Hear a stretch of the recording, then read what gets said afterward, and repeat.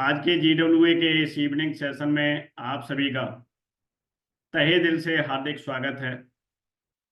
और जैसा कि आप सभी को मालूम है कि आज का सेशन बहुत ही फैंटास्टिक और वैल्यूएबल होने वाला है, क्योंकि आज हमारे बीच में सबके चहेते और more knowledgeable mister AR Sharman एक गेस्ट स्पीकर के रूप में हमारे बीच में मौजूद हैं। और आज वो हमको बताने वाले हैं कि आर्थराइटिस की जो समस्या है, इसकी रोकथाम कैसे की जाए, इसकी देखभाल कैसे की जाए, अपने लाइफ स्टाइल में क्या चेंजेस किए जाए। ओके, रहन सहन में क्या बदलाव किया जाए, क्या इसकी प्रिकॉशंस हैं, क्या कारण हैं जो आर्थराइटिस की बीमारी होती है, उसकी समस्या होती है, और एटॉमी प्रोडक्ट उसमें क्या हेल्प कर सकते हैं।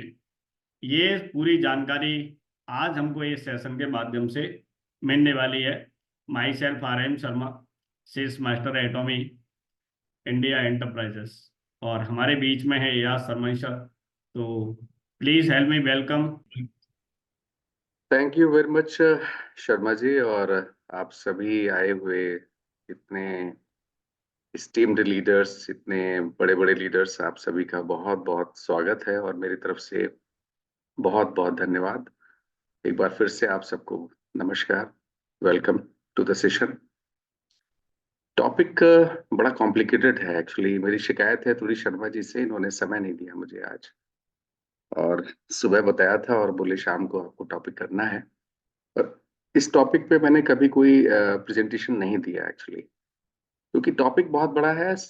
क्या बताया जाए ये बड़ा इंपॉर्टेंट विषय है, क्या नहीं बताया जाए वो उससे ज्यादा इम्पोर्टेंट है। कैसे रिलेट किया जाए हमारे अपने बिजनेस के साथ में, क्योंकि देखिए अर्थराइटिस एक बहुत बड़ा इशू है और बहुत ही कॉम्प्लिकेटेड चीज है, क्योंकि इसमें बहुत सारी चीजें समझनी पड़ती हैं। तो सबसे पहले तो आप लोग जो है, अगर कॉपी और डायरी लेके आए हैं तो बड़ी अच्छी बात है, नहीं लेके आए हैं तो उसको थोड़ा सा रख लीजिए, क्योंकि कुछ पॉइंट्स होंगे, हो सकता है आपके काम आए। और जो लोग साइंस ग्रेजुएट नहीं है वो समझने की कोशिश करें। इसका क्या मतलब है पहले हम ये समझेंगे दोस्तों। अर्थराइटिस दो शब्दों से मिलकर बना होता है, arthro and itis. Itis, arthro, itis. Arthro का मतलब होता है जॉइंट, आइटिस का मतलब होता है इन्फ्लेमेशन। आप किसी भी वर्ड में अगर आप आइटिस लगा देते हैं तो वहां पे जो है वो उसका मतलब हो जाता है इन्फ्लेमेशन। तो जॉइंट में जो इन्फ्लेमेशन होता है उसको हम अर्थराइटिस कहते हैं। अर्थराइटिस एक सिंगल डिजीज नहीं है। देखा जाए तो आपके जॉइंट में जहां कहीं पे भी हड्डियों के जो जॉइंट होते हैं, अर्थराई मीन्स हड्डियों के जॉइंट।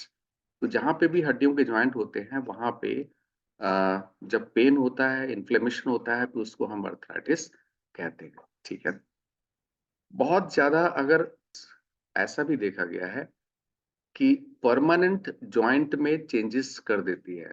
मतलब आपके जो जॉइंट्स होते हैं वो अर्थराइटिस अगर लंबे समय तक चले तो उसमें परमानेंट चेंजेस आ जाते हैं, मतलब परिवर्तन आ जाते हैं। हड्डियां मुड़ जाती हैं, जॉइंट्स मुड़ जाते हैं, जॉइंट्स लॉक हो जाते हैं, जॉइंट्स फ्रीज हो जाते हैं। इस तरीके की परमानेंट समस्याएं आ सकती हैं।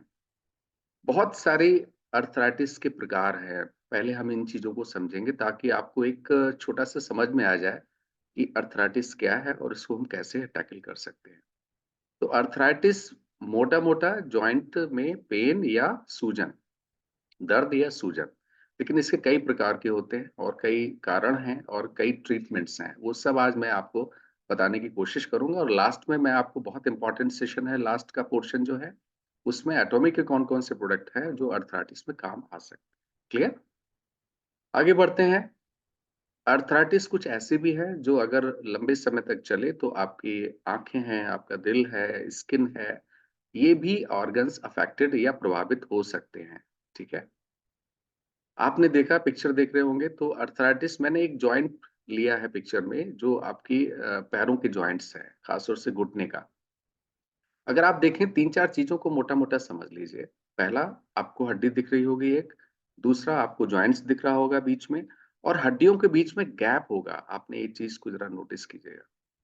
फिर इसमें 3-4 चीजें हैं। एक हो गई हड्डी, दूसरा होगा सैनोवियल मेम्ब्रेन, एक प्रकार की झिल्ली है जिसको हम सैनोवियल मेम्ब्रेन या झिल्ली कहते हैं। उसका काम क्या है? वो सैनोवियल फ्लूइड बनाती है, फ्लूइड जो आपकी सैनोवियल मेम्ब्रेन के अंदर भरा रहता है। लोग अक्सर कहते हैं ना कि हमारे जॉइंट्स का ग्रीस खत्म हो गया। ये ग्रीस या आप उसको सैनोवियल फ्लूइड कह लीजिए, बात एक ही है, ठीक है? ग्रीस व्रीस कुछ नहीं होता है, ये तो आम भाषा में आप कह सकते हैं ग्रीस खत्म हो गया। फिर आर्टिकुलर कैप्सूल है जो पूरा जॉइंट आपका जो है ना वो उससे ढका हुआ है, और जॉइंट के बीच में कैविटी है, और फिर बोन है। तो बोन के बीच में अगर आप देखेंगे यहाँ पे तो कार्टिलेज है। बोन जहाँ पे खत्म हो रही है जॉइंट्स में और दो बोन्स जहाँ पे जुड़ रही हैं, उन दोनों के सिरों में कार्टिलेज होता है। कार्टिलेज बड़ा इंपॉर्टेंट है क्योंकि कार्टिलेज जो है वो आपको एक तरीके से एक कुशन का भी काम करता है, ठीक है? अब सिम्टम्स क्या है अर्थराइटिस के जो कॉमन है? अर्थराइटिस मैंने आपको बताया कई प्रकार की होती है, और उसमें जो कॉमन अर्थराइटिस सिम्टम्स है उसको समझ लेते हैं। पहला तो दर्द होता है, आप सब जानते ही हैं।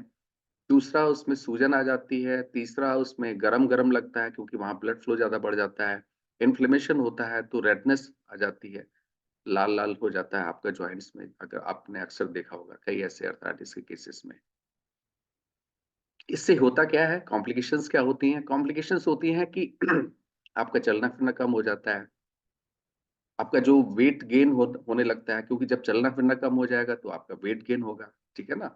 आपके मेटाबॉलिक डिसऑर्डर्स हो जाएँगे क्योंकि चलना-फिरना कम होगा तो एक्सरसाइज कम होगी तो शरीर को जो आपको कैलोरी बर्न करनी चाहिए वो नहीं हो पाएँगी, तो एक मेटाबॉलिक बर्डन क्रिएट हो जाता है। मेटाबॉलिक बर्डन कहते हैं इसको, ठीक है? और बाकी आपके हिस्से में भी सूजन हो सकती है।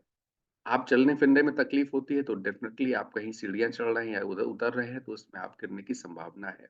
ठीक है? आप अपना काम ढंग से नहीं कर सकते, और इन सब का इफ़ेक्ट आपके दिमाग पर भी पड़ता है। कहीं न कहीं आप मेंटल टेंशन में रहते हैं, हमेशा उस बारे में सोचते रहते हैं तो आप ढंग से काम नहीं कर पाते हैं। एक मेंटल प्रेशर क्रिएट होता है, वो भी एक फैक्ट। होता किस-किस से है अर्थराइटिस? इसके रिस्क फैक्टर्स वैसे तो बहुत हैं, लेकिन मोटा-मोटा जो रिस्क फैक्टर्स हैं, उसमें मोटापा एक बहुत बड़ा रिस्क फैक्टर है। जैसे-जैसे आप बूढ़े होते हैं, उम्र बढ़ती है, वो भी एक आपका बहुत बड़ा फैक्टर है। जेंडर भी फ़र्क है, लेडीज़ में अर्थराइटिस के कुछ प्रकार जो हैं बड़े कॉमन हैं और ज़्यादा होते हैं, उनमें संभावना ज़्यादा होती है। जब आप बहुत ज़्यादा खेल-कूद करते हैं, बहुत ज़्यादा जिम में जाते हैं, ओवर यूज़ एक्सरसाइज़ करते हैं, तो उसमें इंजुरीज़ हो जाती हैं, उसकी वजह से अर्थराइटिस की संभावना हो जाती है। आपके खुद के जीन्स जो हैं, वो कई बार ऐसा होता है, जेनेटिक डिसऑर्डर्स होते हैं कि आपको आपके जीन्स में कुछ ऐसा है कि आपको अर्थराइटिस होनी होनी है, तो वो भी एक वजह है। Smoking that is also one of the important risk factor, जिसकी वजह से आपको अर्थराइटिस होने की संभावना बहुत हो जाती है। अब कितने प्रकार की अर्थराइटिस होती है, ये बड़ा इम्पोर्टेंट चीज़ है, इसको थोड़ा समझ लेते हैं। देखिए, अर्थराइटिस वैसे तो 100 प्रकार की होती है, लेकिन मोटा-मोटा जो मैंने आपको सामने दिया हुआ है, उसको समझ लेते हैं। सबसे पहले जो सबसे ज़्यादा होती है, उसको हम कहते हैं ऑस्टियोआर्थराइटिस। यहाँ पे 2 शब्द आपने देखे होंगे, मैंने अर्थराइटिस का आपको समझाया, अब ऑस्टियो और लग गया। ऑस्टियो का मतलब है हड्डी, बोन। तो बोन के जॉइंट में inflammation, osteoarthritis. Osteoarthritis means bone के जॉइंट में जब इन्फ्लेमेशन हो जाता है, पेन होता है, उसको हम ऑस्टियोआर्थराइटिस कहते हैं। रिमेटॉइड अर्थराइटिस, ये मैं आगे बताऊंगा क्या होती है, लेकिन मोटा-मोटा आप समझ लीजिए। एंकुलाइजिंग स्पॉन्डिलाइटिस, सर्वाइकल स्पॉन्डिलाइटिस, ये भी कई प्रकार की होती हैं जो आपकी रीढ़ की हड्डी के साथ संबंध रखती हैं। सोरियाटिक अर्थराइटिस, जब फिर कुछ लोगों को सोरियासिस हो जाती है, उसकी वजह से भी आपके हड्डियों में कुछ डिफ़ॉर्मिटीज़ या कुछ परेशानियाँ पैदा हो सकती हैं, उसको हम सोरियाटिक अर्थराइटिस कहते हैं। फिर आती है गाउटी अर्थराइटिस, इसके बारे में भी हम आगे समझेंगे। और इन्फेक्शियस अर्थराइटिस, अगर आपको कोई इन्फेक्शन हुआ है, जैसे कोरोना काल में आपने देखा होगा, जिनको कोरोना इन्फेक्शन हुआ था, उनमें से बहुत सारे लोगों को अर्थराइटिस डेवलप हुई थी, ठीक है ना? तो इन्फेक्शियस अर्थराइटिस कुछ 2 दिन में खत्म हो जाती है, कुछ 3 दिन में, लेकिन इससे भी अर्थराइटिस बोन में जॉइंट होने की, आई मीन इन्फ्लेमेशन होने की संभावना है, ठीक है? ऑस्टियोआर्थराइटिस में क्या होता है? देखिए, आपके सामने 2 पिक्चर्स हैं। पहली आपकी हेल्दी जॉइंट जो आपके होने चाहिए। ये नीले-नीले रंग के पोर्शन जो दिख रहे हैं, इसी को हम कार्टिलेज कहते हैं, ठीक है ना? तो ये कार्टिलेज जो है, जब हड्डियों के बीच की दूरी बहुत कम हो जाती है और कार्टिलेज घिसने लगते हैं, तो वहाँ पे हड्डियाँ एक-दूसरे से टकराती हैं। जब वो टकराती हैं तो उसकी वजह से जो मैंने आपको सैनोवियल फ्लूइड बताया था, अंदर जो ग्रीस भरा रहता है, वो भी खत्म होता है। तो ये ऑस्टियोआर्थराइटिस का सबसे पहला प्रकार है। इसमें कारण क्या है, कैसे होती है, ये आगे हम आपको बताएँगे। तो आप सामने 2 पिक्चर देख सकते हैं। पहली हेल्दी जॉइंट है, ऐसा होना चाहिए। दूसरा आपका ऑस्टियोआर्थराइटिस जब हो जाती है, तब आपका जॉइंट कैसा होता है। नी जॉइंट आप मेनली समझ लीजिए, नी जॉइंट की पिक्चर मैंने ली हुई है यहाँ पे, ठीक है ना? ऑस्टियोआर्थराइटिस बहुत ही कॉमन प्रकार की अर्थराइटिस है। क्योंकि ये पूरे जॉइंट में होती है, ये सिर्फ़ कार्टिलेज में नहीं होती। पहले ये समझा जाता है सिर्फ़ कार्टिलेज में होती है, लेकिन ये पूरे जॉइंट को इन्वॉल्व करती है उसके अंदर, ठीक है ना? आपके जो जॉइंट्स होते हैं वो कमज़ोर हो जाते हैं, वो जॉइंट्स को जोड़ने वाले जो टिश्यूज़ होते हैं, वो भी जो है कमज़ोर हो जाते हैं, जिसकी वज़ह से वो जॉइंट्स को ढंग से पकड़ नहीं पाते हैं। जैसे 2 हड्डियाँ अब मिल रही हैं, आपस में अगर ढंग से नहीं, आपने देखा होगा कई डॉक्टर्स आपको बताते हैं कि आप नी कैप पहन लीजिए। नी कैप इसलिए क्योंकि वहाँ की आपकी जो टिश्यूज़ हैं, वो कमज़ोर हो चुके हैं और वो जोड़ को सही से पकड़ नहीं पा रहे हैं। तो उसकी वज़ह से भी आपके इन्फ्लेमेशन हो जाते हैं, ठीक है ना? सूजन जो है ना बड़ी इम्पोर्टेंट चीज़ है, ख़ास तौर से ऑस्टियोआर्थराइटिस में, ठीक है? और बाकी अर्थराइटिस में भी सूजन और पेन ये बड़ी कॉमन चीज़ें हैं, ये होती हैं, ठीक है? ऑस्टियोआर्थराइटिस के सिम्पटम्स क्या हैं? कुछ कॉमन सिम्पटम्स हैं, वो सभी में होते हैं, एक तरीके से देखा जाए। लेकिन ऑस्टियोआर्थराइटिस में क्या होते हैं, जॉइंट पेन है, स्टिफनेस है, मतलब मैंने कहा ना कि हड्डियाँ आपस में इस तरह जुड़ जा सी जाती हैं कि आपको चलना-फिरना मुश्किल हो जाता है। स्वेलिंग आ जाती है, सूजन आ जाती है, ये बड़े कॉमन सिम्पटम्स हैं। लेकिन कुछ खास सिम्पटम्स आप समझ सकते हैं, क्यों इन किन लोगों को होता है? देखिए, जो चांसेस हैं वो 50 और 60 की उम्र के बा आस-पास में हैं। जहाँ तक लेडीज़ की बात है, मैंने आपको बताया कि लेडीज़ में 40s में भी स्टार्ट हो सकती है, ठीक है ना? ख़ास तौर से जिनका वज़न बहुत ज़्यादा है, उनको ऑस्टियोआर्थराइटिस होने की संभावना सबसे ज़्यादा होती है। तो डॉक्टर्स आम तौर से कहते हैं कि ऑस्टियोआर्थराइटिस के केसेस में सबसे पहले आप अपना वज़न कम कीजिए, ठीक है ना? तो ये इस सिम्पटम्स हैं, किनको हो सकती है वो आपने देख लिया, ठीक है? और क्या सिम्पटम्स हैं? आपके मूवमेंट मैंने आपको बताया था कम हो जाता है, ठीक है ना? आपकी हड्डियों में कड़कड़ाहट की आवाज़ आती है, ठीक है ना? मसल वीकनेस आपकी हो जाती है, वहाँ के आस-पास की मांसपेशियाँ कमज़ोर हो जाती हैं। आपका जॉइंट जो है वो मुड़ जाता है या उसमें स्टेबल नहीं रह पाता, आप खड़े नहीं रह पाते हैं प्रॉपर्ली, ठीक है ना? और कई बार ऐसा देखा गया है कि उँगलियों में अगर किसी प्रकार की अर्थराइटिस होती है, तो उँगलियाँ मोटी हो जाती हैं, ठीक है ना? और जब आप चलते हैं तो कड़क की आवाज़ आती है और इरिटेशन बहुत होता है, ख़ास तौर से दर्द की वजह से, ठीक है ना? तो ये हो गई ऑस्टियोआर्थराइटिस। तो ऑस्टियोआर्थराइटिस आपने समझ लिया, मुख्यतया ऑस्टियो मीन्स हड्डी, arthro mean joint, itis means inflammation. हड्डियों के बीच में जो जॉइंट होता है, उसके इन्फ्लेमेशन को हम ऑस्टियोआर्थराइटिस कहते हैं।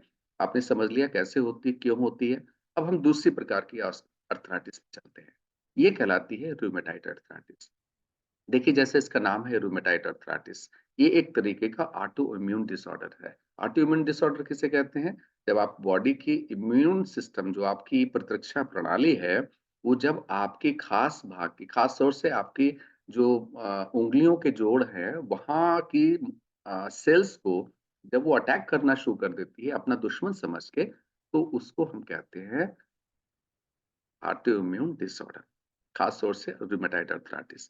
ऑटोइम्यून डिसऑर्डर शरीर में कहीं भी हो सकता है, लेकिन जब ये आपके जॉइंट्स में होता है, एक चीज को समझिए, ऑस्टियोआर्थराइटिस हमेशा बड़े जॉइंट्स के में होती है, रूमेटाइड अर्थराइटिस हमेशा छोटे जॉइंट्स में होती है। और इसकी एक पहचान मैं अगर आपको बताऊंगा, उसको भी आप समझ लीजिएगा। अर्थराइटिस कोई जरूरी नहीं है आपके दोनों घुटनों में हो या दोनों आपके शोल्डर्स में हो, ठीक है ना? लेकिन रूमेटाइड अर्थराइटिस के अंदर एक बड़ी पहचान ये है कि शरीर के दोनों तरफ होगी। अगर एक तरफ की उँगलियाँ आपकी सूजी हुई हैं, दूसरी तरफ की नहीं है, तो आप 50% ऐसा मान सकते हैं कि रूमेटाइड अर्थराइटिस नहीं है। अगर ये दोनों तरफ की सूजी हुई है, तो आप समझ लीजिए आपको फ़ौरन टेस्ट करवाना चाहिए, डॉक्टर से मिलना चाहिए और उसमें आरए फैक्टर जो देखते हैं डॉक्टर्स, रूमेटाइड अर्थराइटिस फैक्टर, उसको देखते हैं, तभी पता करते हैं कि आरए फैक्टर अगर पॉज़िटिव है, तो आपको रूमेटाइड अर्थराइटिस की संभावना या हो गई है। जॉइंट्स में इन्फ्लेमेटरी रिस्पॉन्स हो जाता है, खास तौर से रूमेटाइड अर्थराइटिस में हड्डियों की कमजोरी कम होती है, लेकिन जो सैनोवियल मेम्ब्रेन है, जो मांसपेशियां हैं, उसके अंदर जो झिल्ली है, उस झिल्ली में सूजन ज़्यादा होती है क्योंकि आपकी प्रतिरक्षा प्रणाली उन्हीं सेल्स पे ज़्यादा अटैक करती है, जिसकी वजह से उसमें सूजन पैदा हो जाती है। सूजन पैदा हो जाती है तो धीरे-धीरे ग्रीस सूखने लगता है, पानी सूखने लगता है हड्डियों के बीच का, और वो आगे चल के आपके जॉइंट्स पे इमूवेबल कर देती है, मतलब मोड़ना मुश्किल हो जाता है, सुबह उठना मुश्किल हो जाता है, इस तरीके की चीज़ें हैं। देखा क्या है कि कोई ख़ास कारण रूमेटॉइड अर्थराइटिस का अभी तक खोजा नहीं गया कि मैं ये कहूँ कि सिर्फ़ एक कारण है, नो। ऐसे बहुत से कारण हो सकते हैं। हालाँकि कुछ जेनेटिक मार्कर्स वैज्ञानिकों ने निकाल लिए हैं, जिसकी वज़ह से रूमेटॉइड अर्थराइटिस होने की संभावना बहुत ज़्यादा हो जाती है। तो रूमेटॉइड अर्थराइटिस आपकी इम्यूनिटी से जुड़ी हुई अर्थराइटिस है। आप समझे? बोन की हड्डी की कमी की वजह से नहीं है। ये आपकी इम्यूनिटी अगर डिस्टर्ब हो जाती है, ख़ास तौर से उस जॉइंट पे, तो ये रूमेटाइड अर्थराइटिस बनती है। और क्या-क्या सिम्पटम्स हैं रूमेटाइड अर्थराइटिस के? आप सुबह-सुबह आपने देखा होगा कई लोगों को उठने में परेशानी होती है, उँगलियाँ चलाने में परेशानी होती है, आधे घंटे, पौन घंटे तक बैठे रहते हैं, फिर धीरे-धीरे चलते हैं, तब कहीं उनके जॉइंट्स मूवमेंट में आते हैं, ठीक है ना? और हमेशा एक से ज़्यादा जॉइंट्स में अफ़ेक्ट करती है, ठीक है ना? सबसे पहले रूमेटाइड अर्थराइटिस आपके छोटे जॉइंट्स में, जो आप कह सकते हैं हाथ और पैरों के छोटे जॉइंट्स से स्टार्ट होती है। अगर ये जॉइंट्स दोनों तरफ हों, जैसे मैंने आपको अभी बताया, तो आप समझ लीजिए रूमेटाइड अर्थराइटिस है। फैटीग है, आपको हमेशा थकान-सी रहती है, आपको हल्का-हल्का बुखार-सा रहता है और रूमेटाइड अर्थराइटिस के केसेस में, और आपकी आँखें और मुँह पे सूजन रहती है, तो ये भी एक पहचान है रूमेटाइड अर्थराइटिस के लिए। दूसरी चीज़ आपकी हार्ट मसल्स जो है, कार्डियोमायोपैथी, वो भी एक चांसेस है उसमें होने की संभावना है, और ब्लड वेसल्स भी में भी इन्फ्लेमेशन पैदा हो सकता है। आपका रेड ब्लड सेल्स आरबीसी जिसको हम कहते हैं, वो काउंट रूमेटाइड अर्थराइटिस में कम होता है। क्यों कम होता है? क्योंकि ये ऑटोइम्यून डिसऑर्डर है, तो आपकी शरीर की जितनी कोशिकाएँ हैं, जो प्रतिरक्षा प्रणाली है, वो कोशिकाओं को खत्म करती हैं, तो आरबीसीज़ आपके काउंट नीचे चले जाते हैं। 80% से ज़्यादा रूमेटाइड अर्थराइटिस के पेशेंट जो हैं, उनकी एज 35 से 50 के बीच में है, मतलब 35 साल में भी स्टार्ट हो जाती है। कई बार तो शुरू में भी जुवेनाइल रूमेटाइड अर्थराइटिस भी देखी गई है, बच्चों में भी हो जाती है, बट वो एक अलग चीज़ है। बट ओवरऑल रूमेटाइड अर्थराइटिस में 80% जो केसेस होते हैं, उनकी एज 35 से 40 के बीच होती है। मैंने रिस्क फैक्टर आपको बताए थे, हेरिडिटी है, एज है, लाइफ़स्टाइल है, पॉल्यूशन है। 70% के जो रूमेटाइड अर्थराइटिस के पेशेंट हैं, उनके हाथ, रिस्ट, कलाई और आपके हाथ में प्रॉब्लम होती है 70% केसेस में। आपने समझा ना? 80% 35 से 50 साल की उम्र के लोग होते हैं, और 70% ऐसे लोग जिनको रूमेटाइड अर्थराइटिस है, उनमें 70% केसेस में कलाई और उँगलियों, मतलब हाथ ही उसमें होता है। और 90% के केसेस में देखा गया है कि आपके पैरों में इफ़ेक्ट ज़्यादा होता है। तो ये आप कह सकते हैं। कॉम्प्लिकेशंस क्या है? रूमेटाइड अर्थराइटिस अगर ट्रीट ना की जाए और इसका सही से इलाज ना किया जाए, तो हार्ट अटैक और स्ट्रोक होने के चांसेस बहुत ज़्यादा होते हैं। वुमेन्स अगर आप देखें तो औरतों में ये 3 times more likely to develop, मतलब मर्द के मुकाबले औरतों में रूमेटाइड अर्थराइटिस होने के 3 गुना ज़्यादा चांसेस हैं, जैसे आप पिक्चर में देख सकते हैं। इसको कैसे मैनेज किया जाए? तो बहुत सारी चीज़ें हैं, उसमें एक्सरसाइज़ है हल्की-फुल्की, सर्जरी कुछ लोग डॉक्टर्स कहते हैं, डाइटरी सप्लीमेंट्स है जिसके बारे में पूरा सेशन है, मैं आपको आगे चल के बताऊँगा।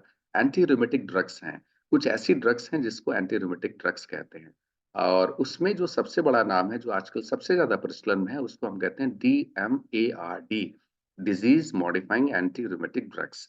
तो disease modifying anti rheumatic drugs जो हैं, वो आजकल बहुत ज़्यादा उपयोग में ला रही हैं, और उसमें एक tamoxifen citrate, methotrexate, sorry not tamoxifen, methotrexate सबसे ज़्यादा काम में लाई जाती है, और बहुत अच्छे-अच्छे डॉक्टर्स जो हैं, जिसको हम कह सकते हैं जॉइंट स्पेशलिस्ट, ऑर्थोपेडिक सर्जन्स, वो मेथोट्रेक्सेट को काफ़ी ज़्यादा यूज़ करते हैं, और साथ में और भी कॉम्बिनेशंस देते हैं।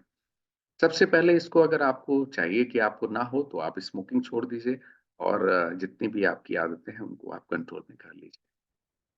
तीसरे प्रकार की जो अर्थराइटिस होती है, उसको हम गाउट या गाउटी अर्थराइटिस कहते हैं। पहले हम गाउट को समझ लेते हैं, फिर हम गाउटी अर्थराइटिस को समझेंगे। गाउट इसको हम कहते हैं खास तौर से जब आपकी बॉडी में, ब्लड में यूरिक एसिड लेवल आपका बढ़ जाता है। आमतौर से इट इज़ ऑलवेज़ 5 टू 6 लेकिन अगर ये 6 के ऊपर या 7 के ऊपर हो जाता है तो आप कह सकते हैं you are suffering from the hyper uricaemia. तो आपका यूरिक एसिड बढ़ा हुआ है। जब यूरिक एसिड लंबे समय तक बढ़ा रहता है तो आगे चल के ये आपके जो छोटे जॉइंट्स, इसको ऐसे समझिए कि आपके शरीर में एक्सट्रीम्स, एक्सट्रीम्स मीन्स आपके हाथ और आपके पैर, जहाँ पे ऑक्सीजन या ब्लड काफी देर से पहुंचता है और देर से वापस आता है। आप समझे मेरी बात को?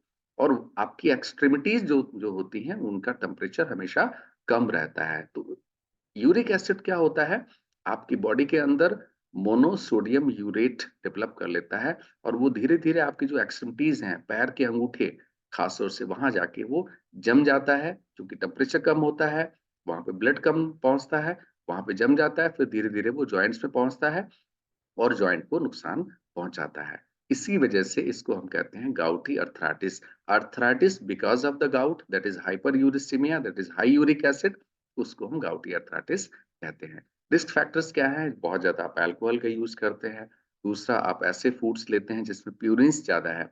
आप देखिए मैं कभी कभी यूट्यूब पे देखता हूँ तो बहुत सारे लोग फूडी फूडी एक नया ग्रुप चला है आजकल, ठीक है ना?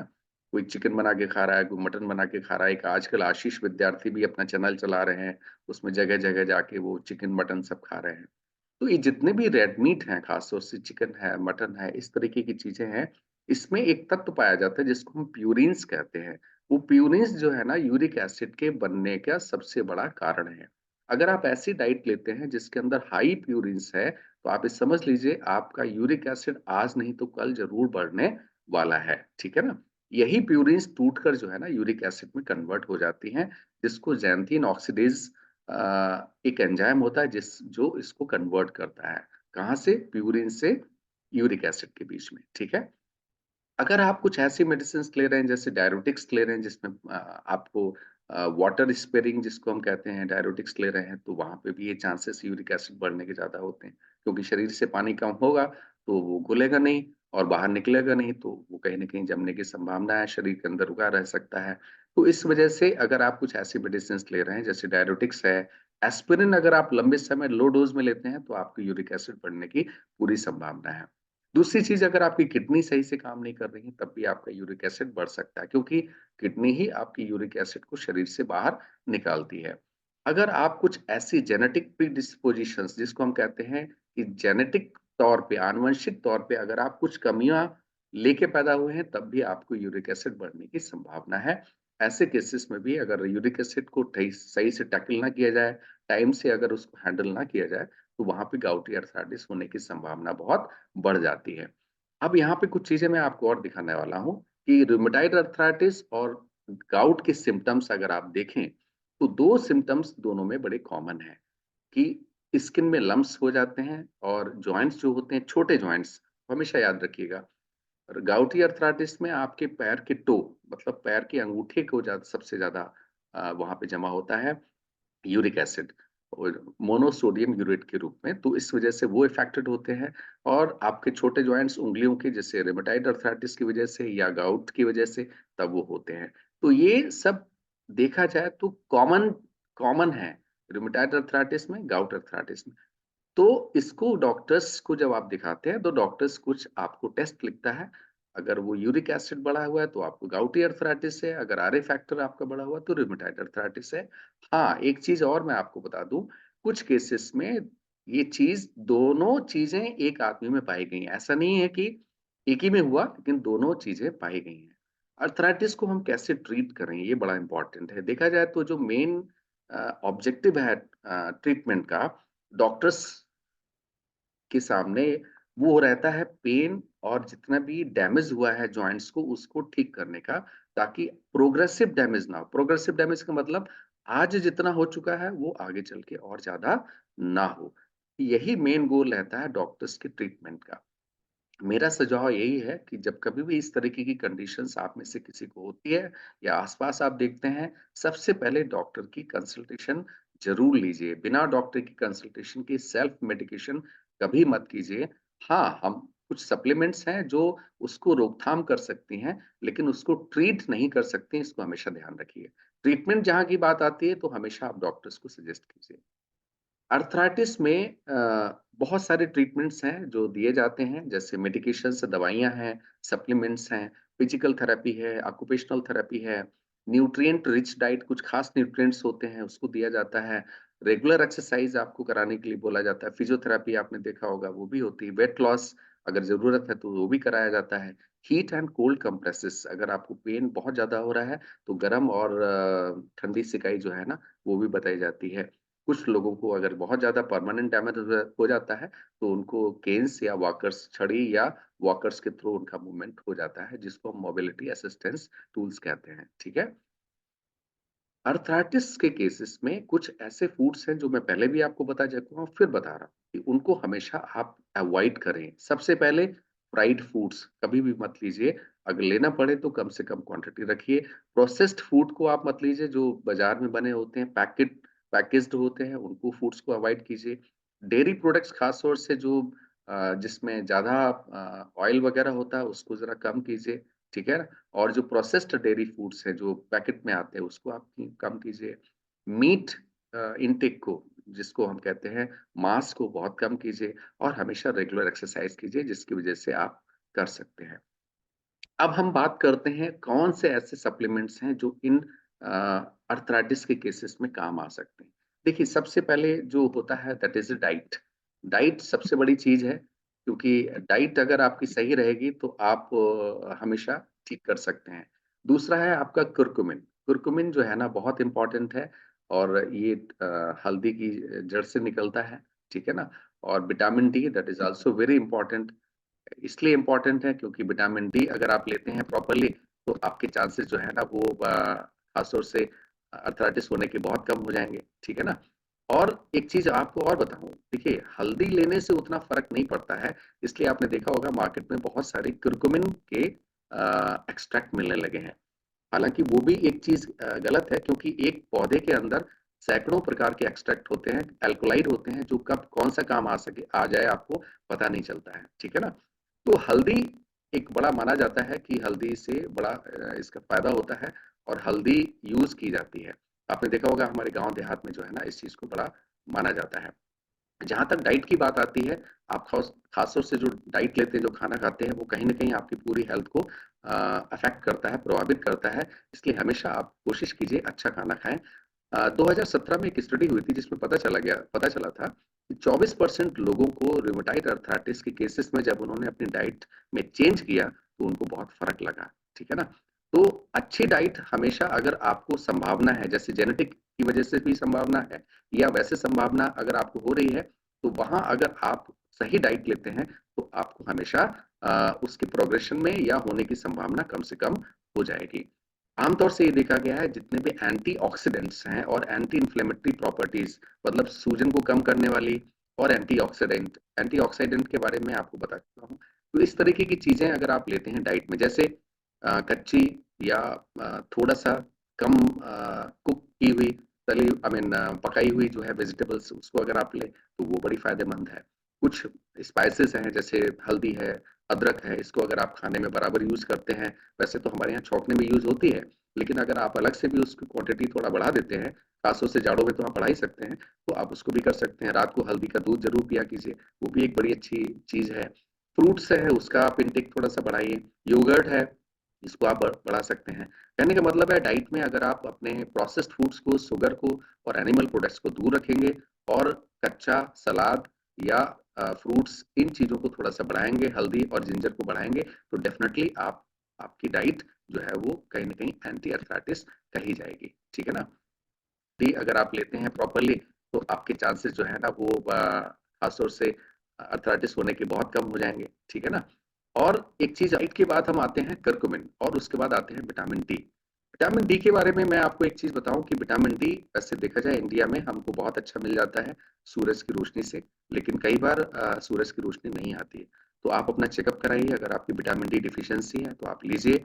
और नेशनल इंस्टीट्यूट ऑफ हेल्थ जो है वो रिकमेंड करती है कि आपकी अगर विटामिन डी जो है वो 600 इंटरनेशनल यूनिट्स पर डे होनी चाहिए। और जो ओल्डर लोग हैं, जो बूढ़े लोग हैं, जिनकी उम्र ज़्यादा हो गई, उनको 800 यूनिट तक दी जाती है, जो डॉक्टर्स रिकमेंड करते हैं।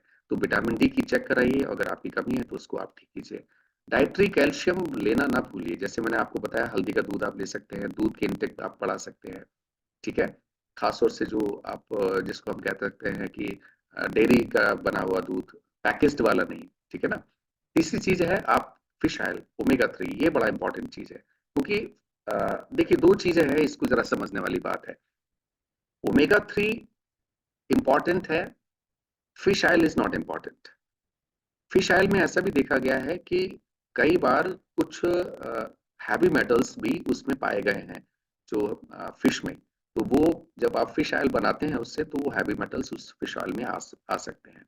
तो डॉक्टर्स जो सजेस्ट करते हैं आजकल, वो सजेस्ट करते हैं आपका ओमेगा 3 प्लांट बेस्ड होना चाहिए। अब प्लांट बेस्ड में यहाँ पे दो चीजें हैं, एक तो प्लांट बेस्ड हमारा भी आता है, और दूसरा हम सालों से जो यूज कर रहे हैं जिसको हम अलसी कहते हैं, वो भी है, तिल है, वो भी है। लेकिन प्लांट बेस्ड में जो अलसी और तिल, इनसे जो मिलता है, that is alpha linolenic acid.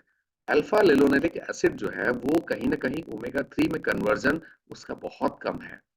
तो इसलिए एएलए तो आपको मिल जाता है भरपूर, आप अखरोट खाते हैं, आप अलसी लेते हैं, आप ये सब चीजें लेते हैं, तो आपको एएलए तो मिल गया, बट एग्जैक्टली exactly आपको ओमेगा 3 नहीं मिलता है।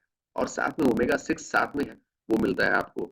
अखरोट लेते हैं, अलसी लेते हैं, तिल लेते हैं, इस तरीके की चीजें लेते हैं, तो उसमें ओमेगा 3 ही नहीं, ओमेगा 6 भी होता है, और omega 6 is not good for you. कुछ सीमा तक जरूरी है, वो बॉडी अपने आप कर सकती है, लेकिन ओमेगा 3 जो है वो कहीं ना कहीं आपको बाहर से एक्स्ट्रा लेना पड़ता है, या उस डाइटरी जो रिच है, ऐसी डाइट जो रिच है ओमेगा 3 में, उसको आप लीजिए, ठीक है ना। तो प्लांट बेस्ड में हमारे पास जो सिर्फ बचता है, that is only and only that is algae, जो हमारे पास में है। एंड मैं बताऊंगा आगे चल के इसको। खैर, ओमेगा 3 जो है, इनका जो एक्शन है वो एंटी इंफ्लेमेटरी है, तो इसकी वजह से जो सूजन और पेन में बहुत रिलीफ देखा गया है। खासतौर से ओमेगा 3 के अंदर पाए जाने वाले ईपीए, इकोसा पेंटानोइक एसिड, और डीएचए डोकोसा हेक्सानोइक एसिड, ये दोनों इंपॉर्टेंट हैं आपके ओमेगा 3, जो आपके पेन और इन्फ्लेमेशन को दूर करने के लिए। ऐसी कई स्टडीज हुई हैं जहां पे रूमेटाइड अर्थराइटिस के केसेस में जब ओमेगा 3 दिया गया, तो बहुत अच्छे रिजल्ट्स उनको मिले, ठीक है। और ये चीज आप समझ सकते हैं, खासतौर से रूमेटाइड अर्थराइटिस के केसेस में बहुत अच्छा काम करती है, क्योंकि it also works as a antioxidant and also keeps the cells cellular integrity intact. मतलब आपकी सेल की ताकत को, आपकी कोशिकाओं की ताकत को और बढ़ा देती है। दूसरा आता है गामा लिनोलेक एसिड, ठीक है ना। ये भी आपको प्लांट बेस्ड मिलता है, ठीक है। जीएलए को भी खासतौर से रूमेटाइड अर्थराइटिस के केसेस में बड़ा अच्छा उसका रोल देखा गया है।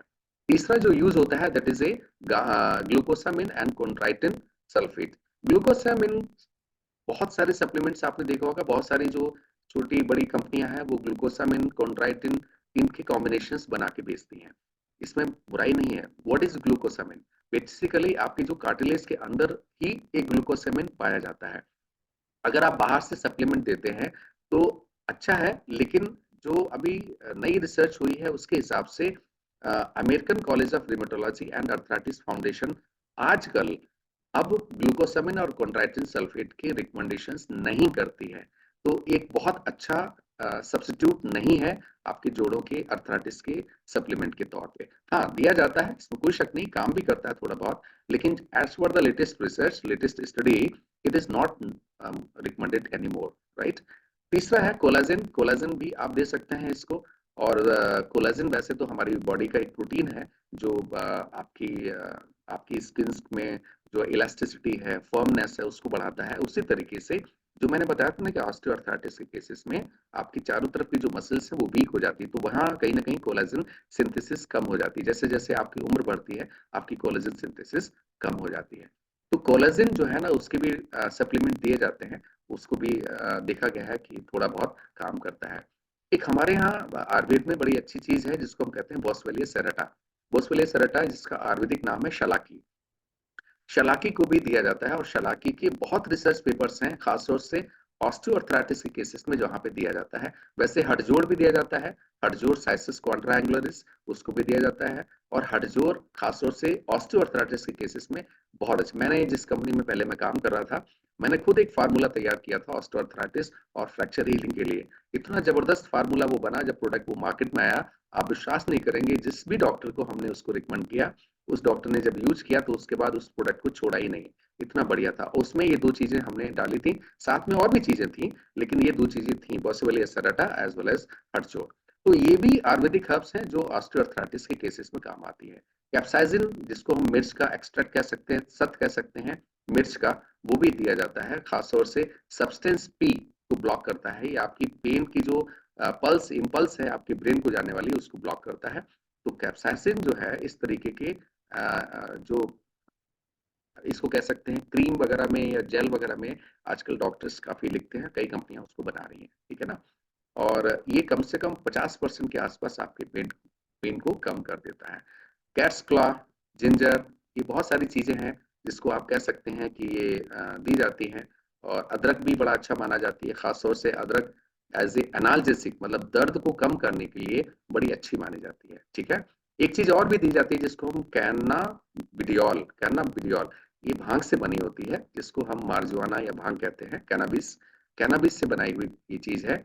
और इसमें इससे भी कई चीजें जो है वो आजकल बन रही हैं, और उसमें से एक एक्सट्रैक्ट निकला है।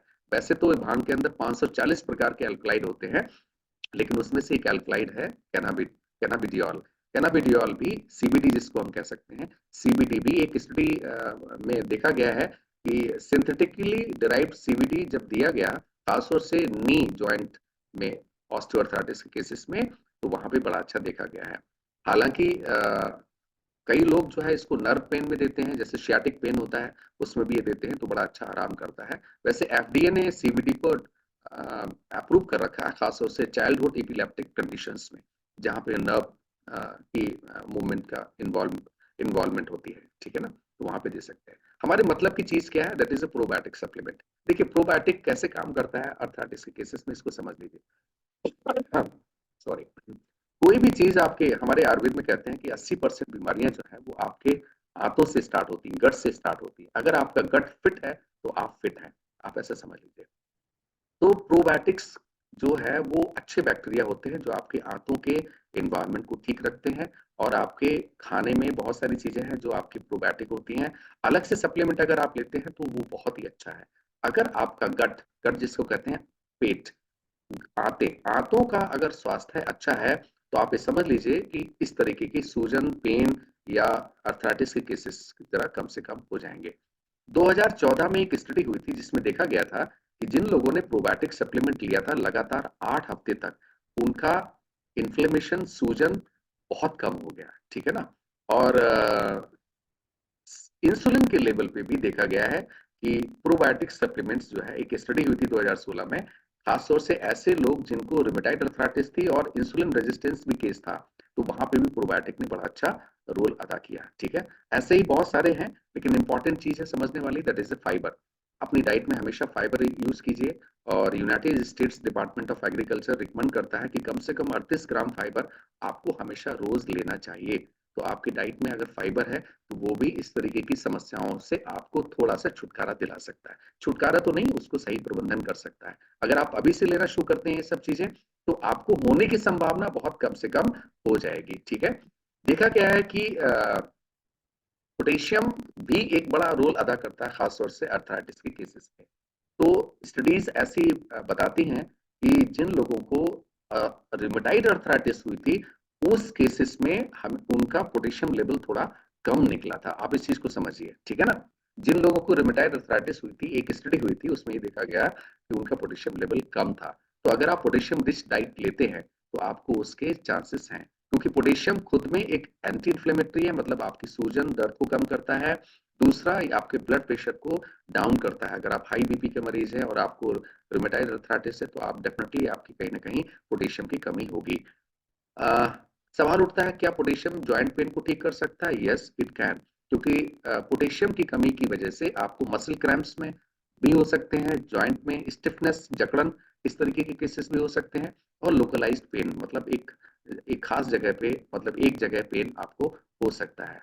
लो पोटेशियम के जो सिम्टम्स हैं, उसमें थकान रहना है, वीकनेस है, कमजोरी है, आपकी डाइजेस्टिव प्रॉब्लम्स, अगर आपको पेट की समस्या ज्यादा रहती है, उसमें भी कहीं ना कहीं पोटेशियम की कमी देखी गई है। आपकी अरिदमिया, जिसको हम कह सकते हैं कि आपकी हार्ट की बीट जो है ना वो प्रॉपर नहीं है, आपको सांस लेने में तकलीफ होती है, आपकी कहीं ना कहीं नमनेस है, मतलब सुन्नपन है आपकी उंगलियों में, ठीक है ना, बहुत ज्यादा आप पेशाब जाते हैं, पॉलीयूरिया जिसको हम कह सकते हैं, frequent urination, high blood pressure है, ऐसे सब केसेस में जो है आप मान सकते हैं कि आपकी पोटेशियम की कमी है। तो पोटेशियम रिच डाइट आपको जरूर लेनी चाहिए, लेकिन पोटेशियम रिच डाइट सिर्फ उन लोगों को नहीं लेनी चाहिए जिनका लिवर और किडनी में कुछ समस्या है। इस चीज को आप समझ लीजिए, अगर आपकी लिवर और किडनी में कोई समस्या है तो आप हमेशा पोटेशियम रिच डाइट को थोड़ा अवॉइड करें, ना लें तो ज्यादा अच्छा रहेगा।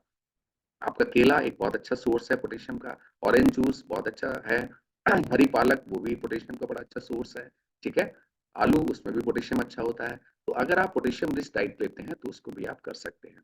अब एक सवाल उठता है, क्या स्पाइरुलिना जॉइंट के लिए अच्छा है? वो ऑफ कोर्स बिल्कुल अच्छा है, लेकिन यहाँ पे दो चीजें समझ लीजिए बहुत इंपॉर्टेंट, कि स्पाइरुलिना के अंदर बहुत सारे विटामिन मिनरल्स होते हैं, जैसे आयरन है, पोटेशियम है, कैल्शियम है और फास्फोरस है। ये सब कहीं ना कहीं आपके लिए बहुत जरूरी है।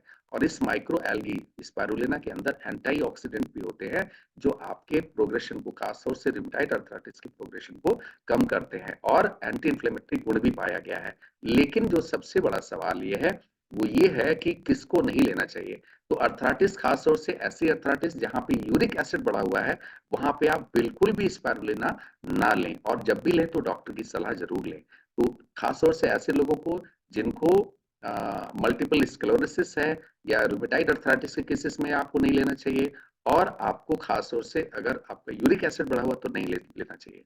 तो ओल्ड एज जहां ऑस्टियोआर्थराइटिस की बात आती है, वहां पे आप स्पाइरुलिना जरूर ले सकते हैं, but not for gouty arthritis and rheumatoid arthritis, ठीक है। दूसरी चीज मैंने बताया, स्पाइरुलिना आपके इन्फ्लेमेशन को कम करता है, ठीक है, ट्यूमर ग्रोथ को, ये आपके अगर कोई ट्यूमर बन जाता है, उसको गांठ बन जाती है, उसको भी रोकता है। और कई कुछ रिसर्च ऐसे भी कहती है कि कैंसर सेल्स को भी मारता है, बट इसका मतलब ये नहीं कि आप कैंसर में स्पाइरुलिना देना शुरू कर दें, ठीक है। बट यूरिक एसिड खासतौर से और रूमेटाइड अर्थराइटिस के केसेस में वहां पे आपको नहीं देना चाहिए।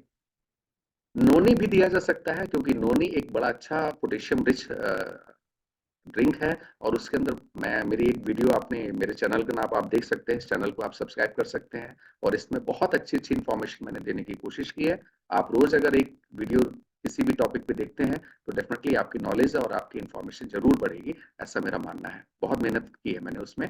तो नोनी का जो मैंने वीडियो बनाया है उसको भी आप जाके देख सकते हैं।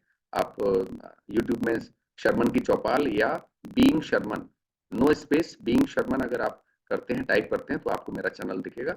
आप उस चैनल पे जाके बहुत सारी चीजों को देख सकते हैं। तो नोनी के बारे में मैंने बहुत अच्छी चीजें दोनों भी बनाए हैं, इंग्लिश में भी और हिंदी में, उसको भी आप देख सकते हैं।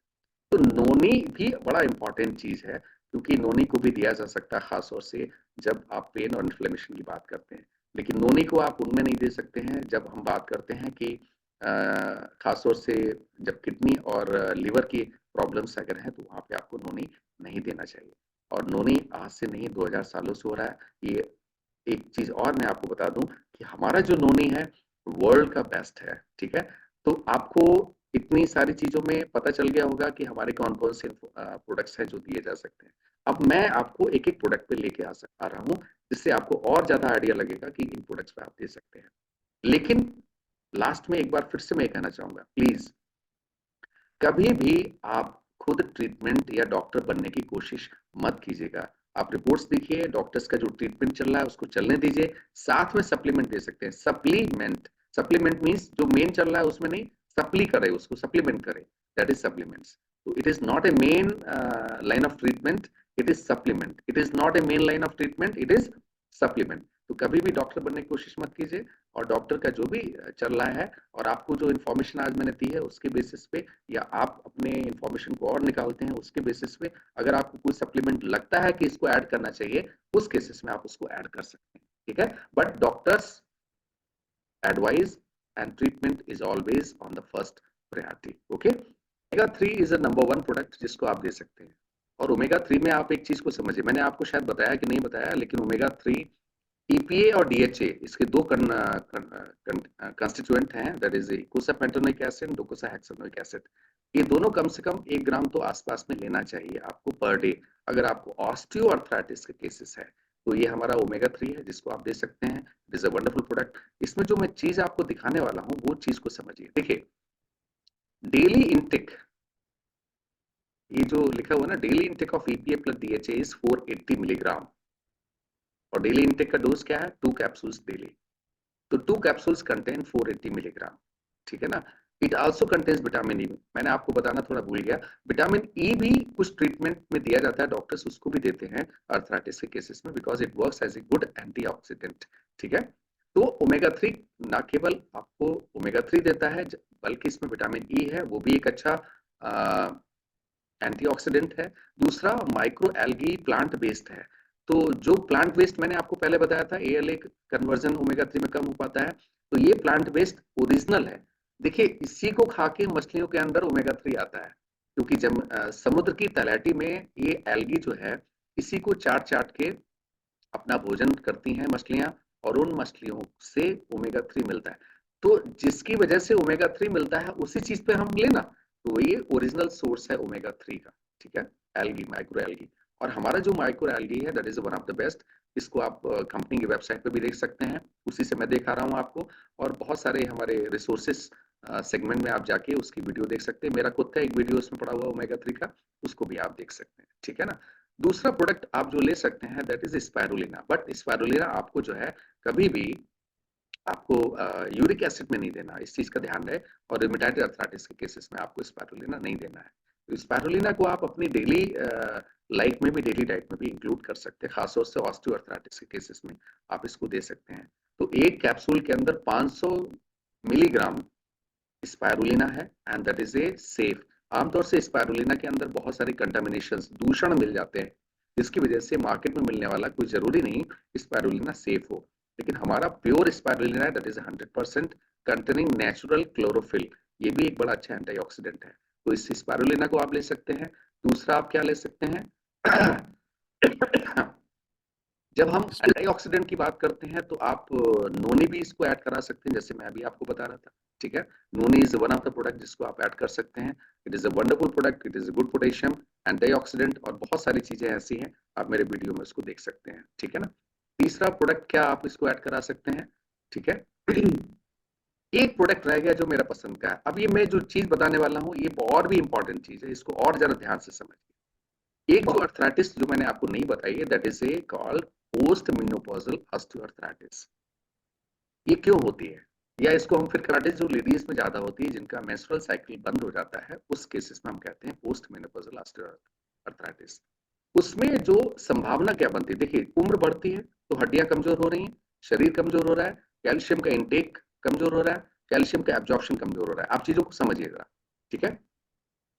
तो ये सब चीजें हो रही हैं, तो जॉइंट कमजोर हो रहे हैं। एक इसके साथ लेडीज में एक चीज और भी होती है, जिसको हम कहते हैं ऑस्टियोपोरोसिस, पोस्ट मेनोपॉजल ऑस्टियोपोरोसिस। ये क्यों होती है देखिए लेडीज के अंदर, हम सब के अंदर इस्ट्रोजन नाम का भी एक हार्मोन होता है, टेस्टोस्टेरोन भी होता है, बट दोनों का रेशियो मेल्स एंड फीमेल्स में अलग अलग है तो इस्ट्रोजन लेवल जैसे जैसे लेडीज की उम्र बढ़ती है वैसे इस्ट्रोजन लेवल कम होता जाता है। जब इस्ट्रोजन लेवल कम होता है, इस्ट्रोजन आपकी हड्डी के अंदर एक खास प्रक्रिया, देखिए हड्डी के अंदर कैल्शियम जा रहा है, राइट, तो हड्डी उतनी की उतनी रहती है, ऐसा तो नहीं हड्डी बढ़ रही है। तो हड्डी के अंदर दो प्रक्रियाएं हमेशा चलती रहती हैं, एक होती है ऑस्टियोब्लास्टिक एक्टिविटी, एक होती है ऑस्टियोक्लास्टिक एक्टिविटी। इसको ऐसे समझिए, हड्डी बनने की प्रक्रिया, हड्डी खत्म होने की प्रक्रिया, ये दोनों एक साथ चलती रहती है। जब इन दोनों में इम्बैलेंस पैदा हो जाता है, हड्डी खत्म होने की प्रक्रिया तेज हो जाती है, हड्डी बनने की प्रक्रिया कम हो जाती है, तो ऑस्टियोपोरोसिस हो जाता है। आप समझे मेरी बात को। पोस्ट मेनोपॉजल लेडीज में खास तौर से एस्ट्रोजन की कमी से हड्डी खत्म होने की प्रक्रिया बहुत तेज हो जाती है, इसलिए उनको ऑस्टियोपोरोसिस की संभावना सबसे ज्यादा होती है। ऐसे केसेस में मेरा फेवरेट प्रोडक्ट है, आप पोमेग्रेनेट जेली को आप जरूर यूज करवाइए, जो भी मेडिसिन ले रहे हैं उनको लेने दीजिए, और पोमेग्रेनेट जेली को आप उसमें इंक्लूड कर सकते हैं। पोमेग्रेनेट जेली ना कि सिर्फ वो आपको स्किन और खून बढ़ाएगा, ये आपके एस्ट्रोजन लेवल को भी ठीक रखेगा। और दूसरा एक प्रोडक्ट है पोस्ट मेनोपॉजल ऑस्टियोपोरोसिस या ऑस्टियोआर्थराइटिस के केसेस में मैं आपको बता सकता हूं that is a balance life. इसमें भी जो प्रोटीन है that is very good for post menopausal osteoporosis. तो ऐसे केसेस में लेडीज में चांसेस जो है वो कम हो जाएंगे ऑस्टियोआर्थराइटिस होने की, हड्डी कमजोर होने की प्रक्रिया इसमें कम हो जाएगी। तो पोमेग्रेनेट जेली और एटॉमिक बैलेंस लाइफ, इसको भी आप इंक्लूड कर सकते हैं, राइट। तो ये वो चीजें हैं जिसको आप दे सकते हैं हमारे प्रोडक्ट्स में से। बट अगेन मैं आपको बार बार कह रहा हूँ, supplements are only supplements, not the main line of treatment. So thank you very much, मुझे बहुत अच्छा लगा। पता नहीं आपको कितना अच्छा लगा, आप मुझे बताइए, कमेंट्स में लिखिए कि आपको सेशन कैसा लगा, और आगे चल के आप सेशन को और लेना चाहते हैं कि नहीं, आई मीन सुनना चाहते हैं, तो मुझे जरूर बताइए। Thank you very much Sharma ji. Thank you sir, thank you so much for the valuable knowledge. और ऑर्थराइटिस की पूरी डिटेल्स आज हमको जानने के लिए मिली, उसके काइंड्स जानने के लिए मिले, और उसको कैसे हम सॉल्व कर सकते हैं, उस प्रॉब्लम को कैसे मैनेज कर सकते हैं, ये सब जानने के लिए मिला। और किसी की अगर कोई सब न्यूट्रास्यूटिकल मिक्स भी ऐड किया जा सकता है। हाँ यस, प्रोबायोटिक मैंने नाम लिया था ना, जी बताना मैं बाद में रह गया, बिल्कुल लिया जा सकता है, इसको ऐड कीजिए। अच्छा, आप सभी ने, जिन लोगों ने सेशन जिनको अच्छा लगा, उन सबको बहुत बहुत थैंक यू वेरी मच। आप सबका प्यार ऐसे ही हमको मिलता रहे, यही मेरी आपसे प्रार्थना है और रिक्वेस्ट है। Thank you ji. Very much.